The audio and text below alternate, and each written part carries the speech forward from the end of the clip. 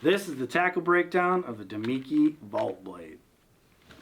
So this bait right here seems pretty simple. It's a metal blade bait. Pretty simple. It falls in that category of a lipless crankbait, a jig, just a metal blade bait that's designed to be fished vertically or casted and retrieved along the bottom, slow in like a pumping motion as you bring it back, kind of letting it hop up and down as it's coming back to the boat.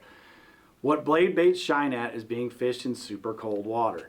So when you get those fish in late season, those winter months or really early season before the spawn, and they're really lethargic and they're not moving and they're really not putting on that feed bag to get ready to spawn, where they're not in that pre-spawn mode or in their wintering holes, this bait right here is very subtle and you get them to bite. For some reason, it imparts just enough action to still get reaction bites out of some of those fish, which is a really hard thing to find that middle ground on.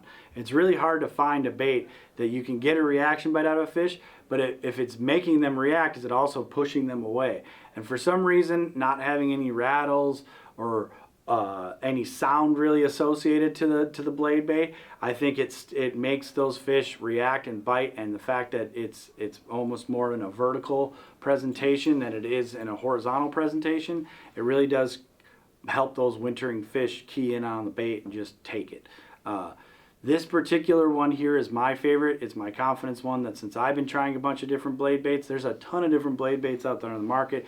It's a multi-species lure. It works with walleyes and white bass and crappies and a whole bunch of different species of fish. But largemouth and spotted bass and even smallmouth anglers have found this to be a key to those cold weather month tournament fisheries. If they're pressured fish, just those cold wintering schooled up fish offshore, this is a great bait to tie some. Ideally, using a braid to a fluorocarbon leader gives you all that feel that you want, but you're going to have to use a pretty soft rod so you don't lose those fish. You'll have to check out the video we linked to off this one about the braid loop trick, but there is ways to eliminate your split ring so you land less fish, or so you land more fish, I should say.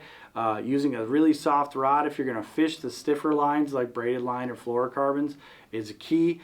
If you want to use a casting equipment, then going to monofilament is a huge plus with these. For some reason, these metal baits with treble hooks on them tend to lose more fish than a traditional crankbait would, or other moving baits that are similar to it. So making sure you're paying attention on how not to lose fish is a lot more key when you're fishing a bait like this. So if you're in the market for cold weather lures, if you want to catch those fish, if you're going to brave those temperatures while everybody else is in a tree stand or have put their boats away for the winter, check out the Damiki Vault Blade.